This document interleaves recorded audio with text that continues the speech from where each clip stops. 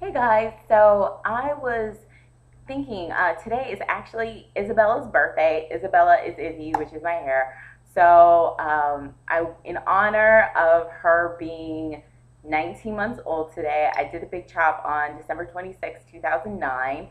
I wanted to do a video for natural hair newbies, just giving some tips about what you do after you BC'd. When I BC'd, I had about an inch of hair, like literally, like there was like you could see scalp and everything, and that was a little bit of a shock to me because my hair has always been thick and I'm not used to seeing my scalp, and I was just like, okay, like I see scalp, what's going on? But I just wanted to give you guys some tips to perhaps help you get through being a natural newbie since you did the big chop. And if you recently did the big chop, awesome. Welcome to the natural world, and I hope you find some really good resources. Hopefully one of them will be this site. But anyway, so my first tip for natural hair newbies.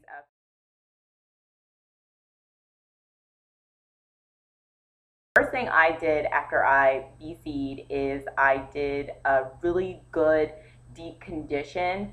Actually, one of the first things I deep conditioned with was my olive oil and honey treatment. And I got that from this book. Thank God I'm natural. And I did that treatment. I think it's like 1/4 of a cup of honey to half a cup of olive oil. And I mean, it really doesn't matter. You could do half and half if you want as well. I've done that too.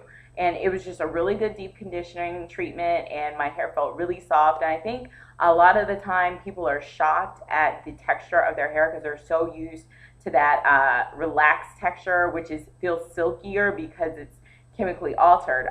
But this was a really good treatment, and I think that deep conditioning your hair will, one, get you on the path to be consistently deep conditioning your hair. We know that deep conditioning is very important. Maintaining a moisture protein balance is important. And also, it may help your hair kind of find itself once that moisture really gets in there. I'm not saying that if you big chop your hair and you don't have a curl pattern, if you deep condition your hair, the curl pattern is going to be like pew. But I'm just saying that it can help your hair kind of settle into itself. And I still do deep conditioning treatments if I feel like my hair is kind of like going off the deep end, or if my curl pattern is not setting correctly, like if I have just done a twist out and my hair is like straight at the roots or something. So a deep conditioning treatment will kind of like bring my hair back together. So that's the first tip.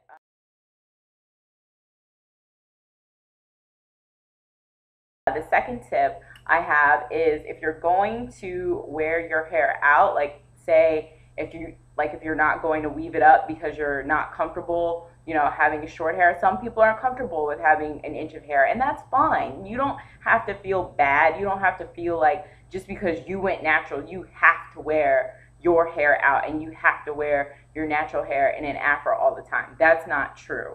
But if you are planning to wear your hair out, I do recommend that you spend some time with your hair and you do wash and goes, unless your hair gets tangled with the wash and go. I mean, if you have an inch of hair, I don't think your hair is really going to get tangled. My hair, when I had an inch of hair, I just did whatever. I just threw some conditioner in it or some gel and just went about my day. So I really recommend that you do wash and goes for like at least a week, just to see how your hair reacts to certain things. You can, condition your hair one day and then like wash it with shampoo, then condition it, see how that feels.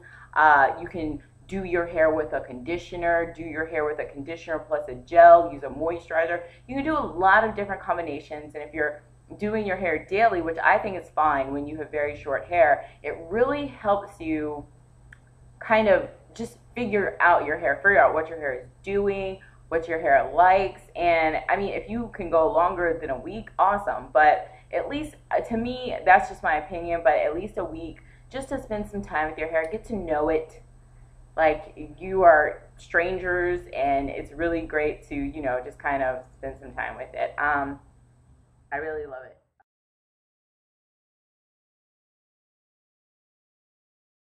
But okay, and my third thing, so if you don't feel comfortable doing a wash and go or just wearing, your fro out, I really do recommend using or wearing a wig rather than a weave right away, just because, and it was really annoying to me because when I first big chopped, like I think a few months later, I was getting kind of tired of my hair or whatever, and I did buy some wigs. And one of my friends at the time really was like making fun of me. And I was like, what are you talking about? Your girlfriend wears a weave. Like, how are you going to make fun of me? And he was like, but, like, you know, I can snatch a wig off your head. But at the same, I guess he just obviously did not understand the whole purpose of the wig. When you're wearing a wig, you can still do your hair and, you know, make sure your hair is okay. And when your hair is short and not, you know, big and fluffy, like I don't even think I could wear a wig now because I'm not going to cornrow my hair and I cannot just put a wig on top of this. But, you know, I would just put a wig cap on and put my wig on and go about my business. And then as soon as I got home, the wig came off. I would check my hair out, you know, moisturize before bed, do whatever I wanted to my hair. So unless you're used to wearing weaves, I would just pick wigs because you can monitor your hair better. You can see access your scalp. Continue to care for your hair in a regular way, so you're making sure your hair is growing how you want it to, and you're maintaining your hair health. I think it's really, really important. A lot of people will put their hair in a weave and they are not used to wearing weaves and they have no idea how to care for their hair in a weave. And then when they take the weave off, their hair is dry, breaking, etc. So you really don't want to kind of get into this trap because then your hair isn't growing because it's breaking off, and then you just keep wearing weaves, and it's just kind of like an endless cycle of hair despair. So I really just suggest wearing a wig instead, at least trying to wear a wig. If you think wigs look too fake, you can always get a human hair wig. I've seen lace front wigs that look amazing. I remember this one girl had one on YouTube. Oh my God, her wig was so pretty, but it was like $350, and I would rather spend that much money on my hair. But anyway, moving on.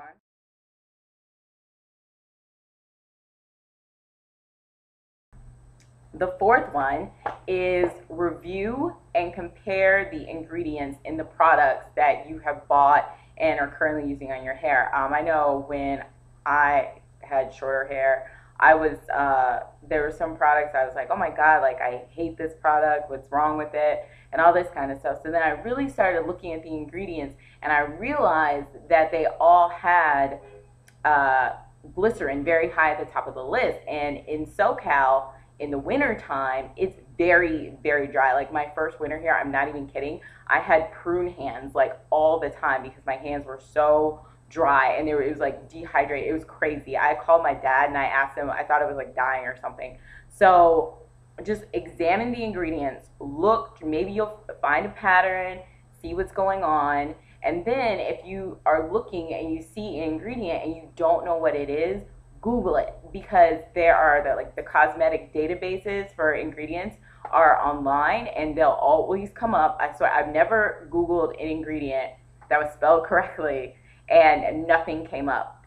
So just throw it into Google and something will come up. It'll usually, and all the bases, the cosmetic bases sites, it'll tell you the purpose of it, or you can find it if it's safe for your hair and all this kind of stuff. So Google is a really great resource. Don't be afraid to Google, and I guarantee you something will come up.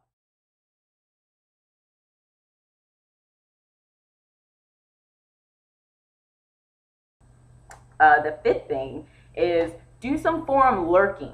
And I'm not saying make 20,000 threads asking questions. And I'm not saying that because some of the veterans on the boards may find that annoying. I'm saying to lurk because when you lurk and do a search for whatever you're looking for, rather than start a thread and get maybe 3 responses to your question, you can do a search and then I guarantee you multiple threads are going to come up because whatever questions you have, I'm pretty sure someone has asked before. So you get all of the answers to all that question in all those threads. So let's say you start a thread and you get 5 answers, okay? But then you do a search, or if you've done a search, perhaps there are 5 threads, 5 different threads with 5 different answers. So then you have 25 Yeah, that's 25, right? Yeah. You have 25 different answers rather than just five. So it will really multiply the amount of knowledge that you're going to receive, and it's going to be way more beneficial for you in the long run. You get so many more opinions, and you just see so many more things that you can do. And I know, like, when I was looking up Viviscal before I was deciding to do their growth series, I did a search on Long Hair Care Forum for every thread about Viviscal. I did not start a new thread on Viviscal at all. I just looked it up, and some of these threads were like 7 pages long, and I read all of them. And then I came to the conclusion, I was like, all right, this vitamin sounds good. I think I'm going to do this. So just more knowledge, thumbs up. So as much as you can get as much as possible.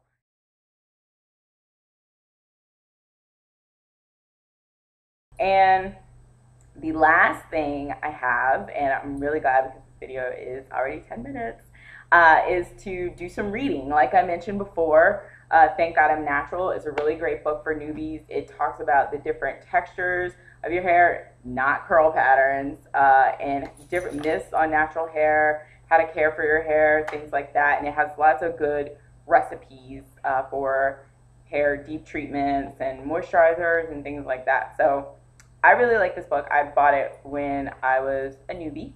And also we have Grow It by Chick Girl. I love this book as well.